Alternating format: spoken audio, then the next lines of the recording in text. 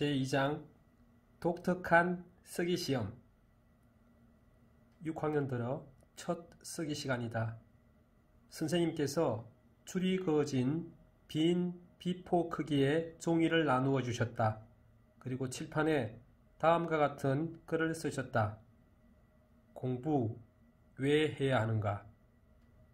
나도 그랬고 내 짝도 그랬고 그 옆에 있는 순이도 그랬고 모두 어안이 벙벙했다. 도대체 이게 뭐야? 아마 모두 그런 생각을 했을 것이 분명했다. 특히 쓰기 하면 윽 소리가 입에서 먼저 튀어나오는 나에게는 무척 당황스러운 일이었다. 꼭 써야 하나요? 용감하기로 소문난 준식이가 손을 들고 말했다. 아이들은 순간 짧은 웃음소리를 냈지만 선생님의 표정을 보고 금방 입을 닫았다. 선생님께서 묘한 표정을 지으셨기 때문이다. 웃는 듯 마는 듯 그 독특한 표정에 우리는 긴장할 수밖에 없었다. 네, 쓰세요. 그리고 이 말씀도 덧붙였다. 꼭 써야지요. 꼭 써야 한다는 말을 듣고 다시 질문을 한 친구는 없었다. 여기저기에서 한숨 소리가 흘러나왔다. 아니, 여러분들은 6년 동안, 정확하게 말하면 5년 동안 쓰기를 배웠는데 쓰는 걸 그렇게 힘들어합니까? 선생님은 이해할 수 없는데요?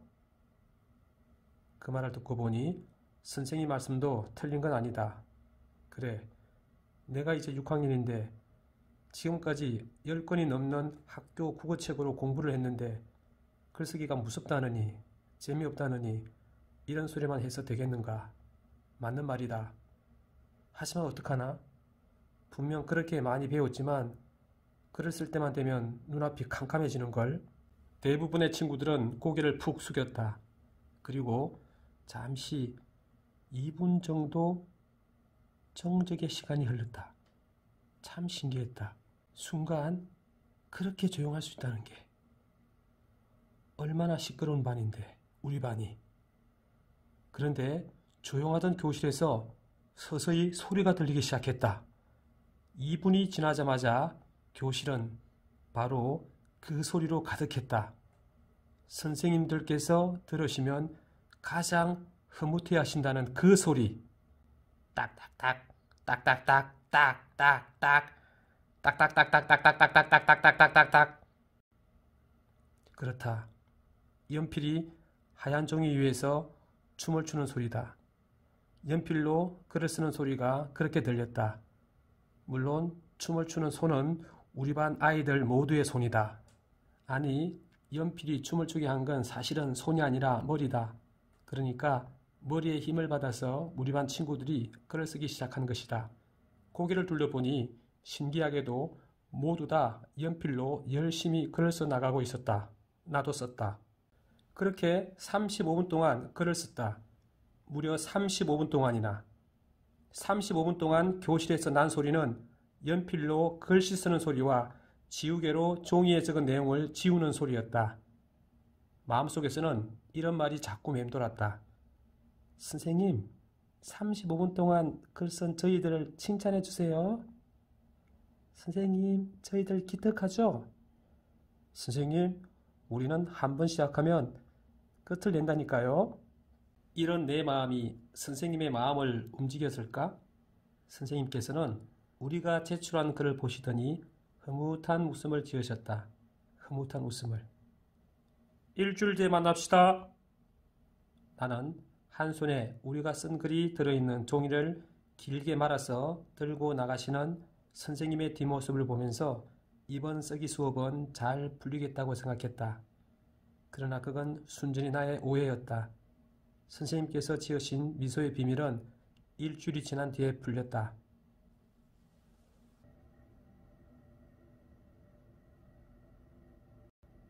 네, 먼저 간다. 배가 점점 더 아파오기 시작했다. 정확하게 말하면 배가 아파오는 시간이 좀 더 당겨지는 듯 했다. 아니, 통증의 시간이 더 늘어났다. 통증이 더 빨라졌다. 학교와 집과의 거리가 그렇게 멀지 않았기 때문에 큰 문제는 아니다. 나는 하나 남은 500원 동전을 주머니에 넣었다. 그리고 손으로 바지 주머니를 잘 잡은 다음 다시 집으로 향하였다. 내 걸음은 빠르지도 느리지도 않았다. 집이 가까워지자 발걸음이 조금 빨라졌다.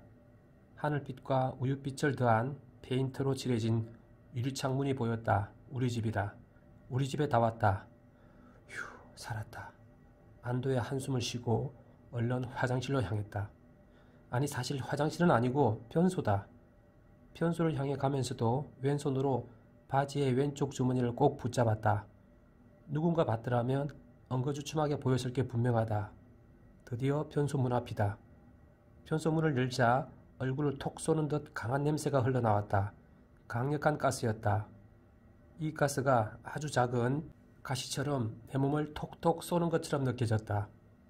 급한 나머지 문을 열고 들어가자마자 바지를 내렸다. 바로 그때였다. 땡그랑! 반바지를 벗어내리는 순간 왼쪽 주머니에 있던 동전이 떨어진 것이다.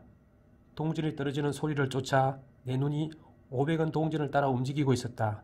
아주 짧은 시각, 그 총각에 내 동전이 아직도 변소 바닥을 대굴대굴 구르고 있다는 것을 분명히 봤다. 그런데 내 손이 움직이지 않았다. 이상하게 내 몸은 얼어붙어 있었다.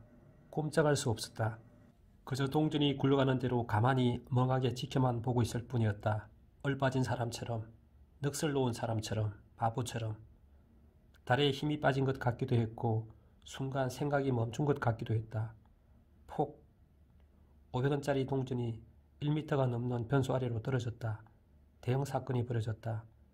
직각사각형 모양의 변소 구멍으로 아래를 내려다 보았더니 500원 동전이 거꾸러져 있었다. 그래도 500원이라는 숫자는 선명했다.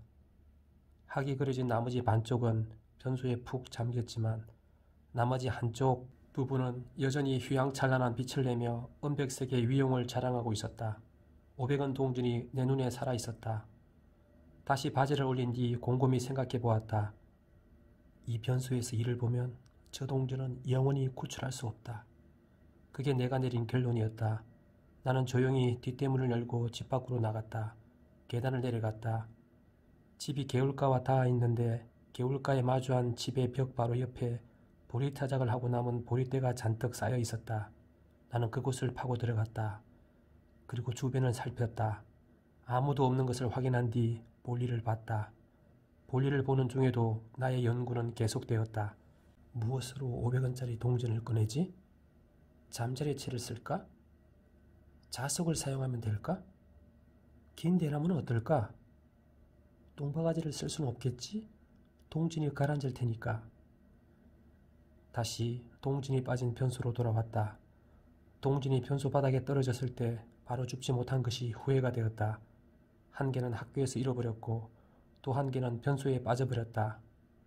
이런저런 생각을 하다가 좋은 생각이 떠올랐다. 오늘 아침 어머니께서 동태국을 들어주시면서 사용한 국자가 떠올랐다. 국자를 이용하면 쉽게 동전을 구출할 수 있으리라 생각했다. 부엌으로 갔다. 커다란 국자가 나를 기다리고 있었다. 나는 선반에 박힌 못에 걸려있는 국자를 떼내 다음 변소가 있는 곳으로 가지고 갔다. 그리고 뒷마당에서 들고 온 대나무와 잇는 작업을 했다. 먼저 검정 전기 테이프를 이용해 꽁꽁 묶었다.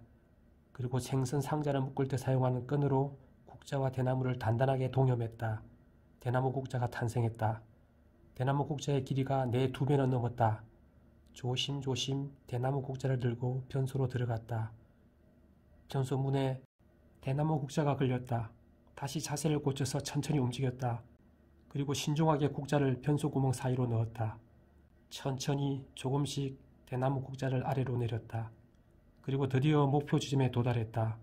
마치 국물로 가득 찬 솥위에 둥둥 떠다니는 파리를 국자로 떠내듯이 조심스레 500원짜리 동전을 건져 올렸다. 바로 이거야.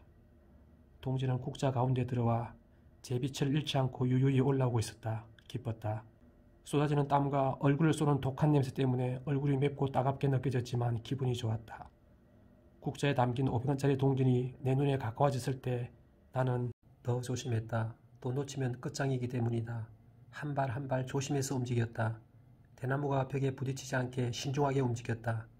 나는 조심스레 편소를 빠져나왔다. 그리고 집 밖으로 나갔다. 집 밖에는 개울이 있다. 뒷문을 나가 계단으로 내려가면 개울가로 이어진다. 그곳에는 많은 자갈과 모래와 돌이 있다.